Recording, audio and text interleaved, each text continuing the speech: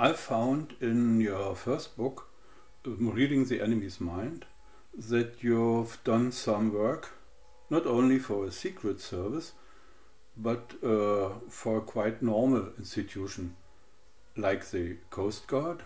What can you tell us about that? Worked with the Coast Guard. Yeah, finding out with remote viewing, smugglers, drug dealers, and other people with ships who try to bring goods, unallowed goods, over the border into the USA.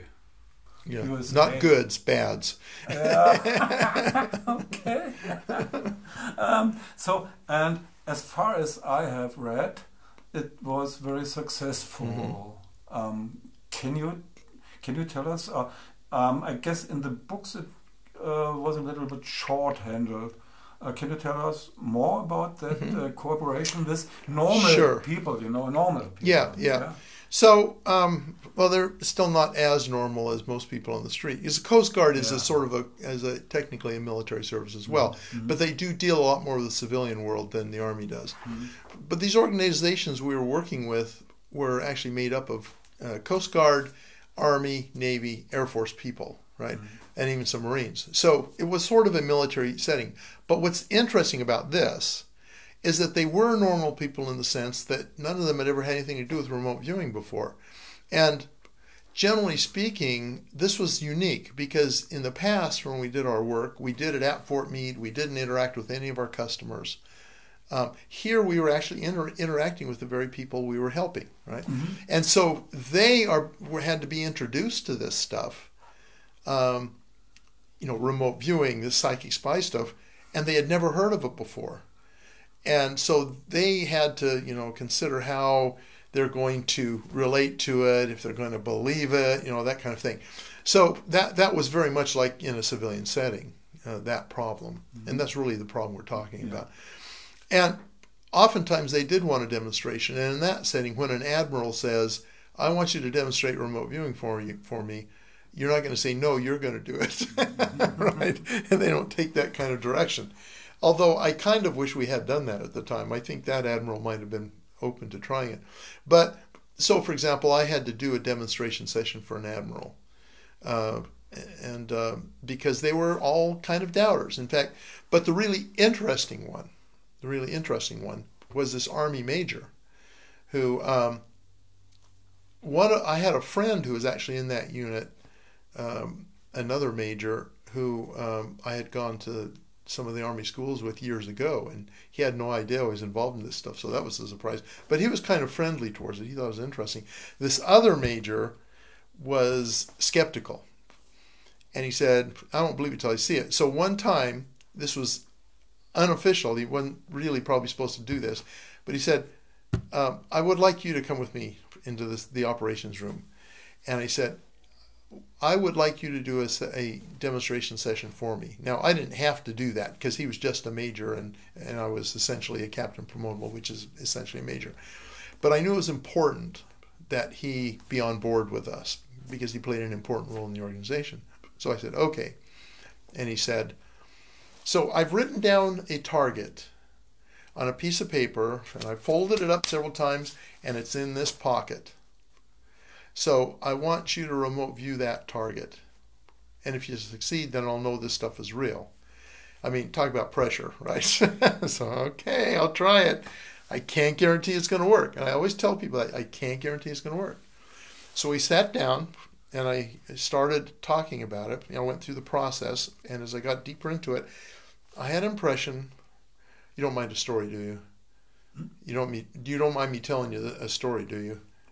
Go ahead. Okay, so I had an impression of this landscape, and it was rolling hills with grass and shrubs on it, and it was in the morning, and it was foggy and sunny, both foggy and sunny, and things were damp and moist, like with dew and everything. And then I had this impression that there were a bunch of these people, and there was two sides, and they were dressed in really rough kind of clothes, like maybe some animal skins, but rough fabrics and stuff. And they were carrying edged weapons, and they attacked each other, and they were chopping. They were fighting, right? And I'm reporting all this stuff, and the major says, okay, that's good enough. I'm convinced. And I was actually afraid I was off because I couldn't imagine this being a target. It just seemed too weird, you know. And he pulled that piece of paper out of his pocket and he slid it across the table. And I open it up and it says, 1066, the Battle of Hastings. And I go, oh, that was good. So that's how, you know, how I dealt with them. We talked to them, we briefed them, we interacted with them, and occasionally we had to do demonstration sessions to show that it worked. The one we did for the Admiral, by the way, went really well too. So, but as far as I have read, you have found out positions of ships. Yes, we did do that. Can you tell us so 2 sentences? Well, there were several possible different questions they might want us to answer through remote viewing. One is, where is a specific drug smuggling ship? Or where will that drug smuggling ship land and transfer the drugs?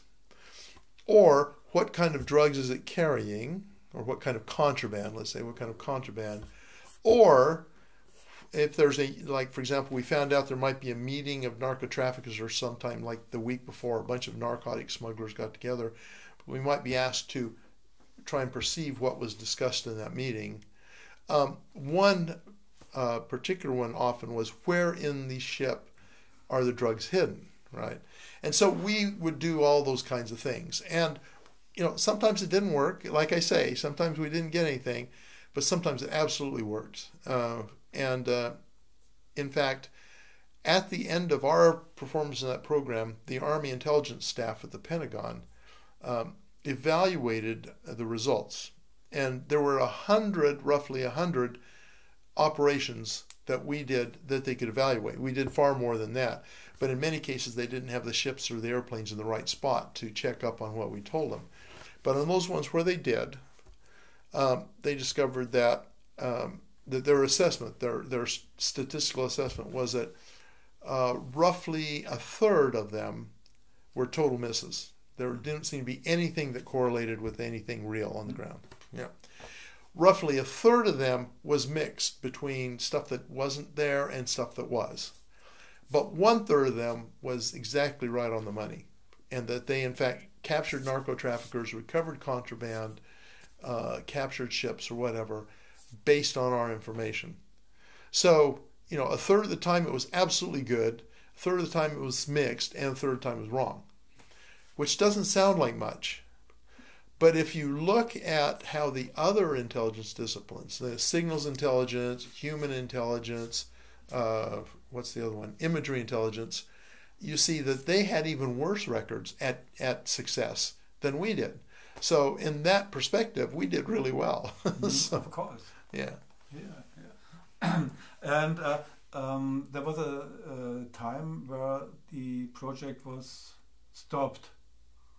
How does that come? It was mean just at the finished. end? It was finished. You mean when it was canceled at the end? Yeah, in the end. Yeah. It happened on June 30th, 1995. Okay. No, I mean the Coast Guard. The Coast Guard project. project. That. It was. It has run out. Well, so that's a little terminated. That's a little complicated, and it has to do with the way bureaucracies work. So our part of that program. So we did a bunch of it from Fort Meade before, and we did a bunch of it from Fort Meade after. But during that one period of time, we're actually going to the location of the staff that was doing the work. We were co-locating with them, okay? And that had already been set for only a period of time. Mm-hmm. So they said, from this time till this time, you guys can have control of the remote viewing unit and see how well it does. Once that date comes, that's the closeout date, and they'll go back to doing what they were doing before. So that's why it ended. Mm-hmm. It was a thing they experimented with for a year, and then they were done. Okay. Yeah. Well, yeah. So I should tell you this: they were done, but a lot of the people we've been working with, who didn't believe it in the first place, wanted us to keep working. But the Army said, "Nope, we want it back." Or, well, the Defense Intelligence Agency said, "No, we want it back." So. Okay, it was terminated. Well, that project was ended. Yeah. We went on to other project. projects. I do mean the project. Yes. One question. One? You already had like 5. Yeah, but this is a personal question of mine, just for me. Okay. You have not always, I would say not often, afterwards been told what the target was. Oh, we don't always get feedback. Yes. How did you handle that? Well, that of course is the problem with operational targets, real world targets, is that oftentimes we don't get ground truth. At the end, we may not be able to actually catch the bad guys, right? So you don't get feedback. Or sometimes they may want you to work on it again over the next couple of years.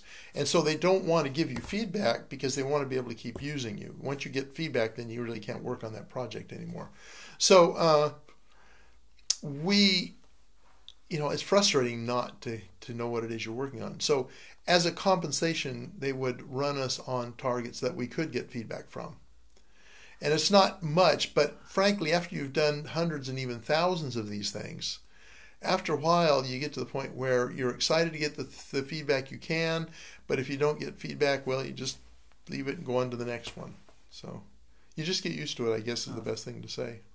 And after a time, you used to live with it. Yeah, you just learn to live with it. Oh, okay. Yeah. Yeah. Mm-hmm. Okay.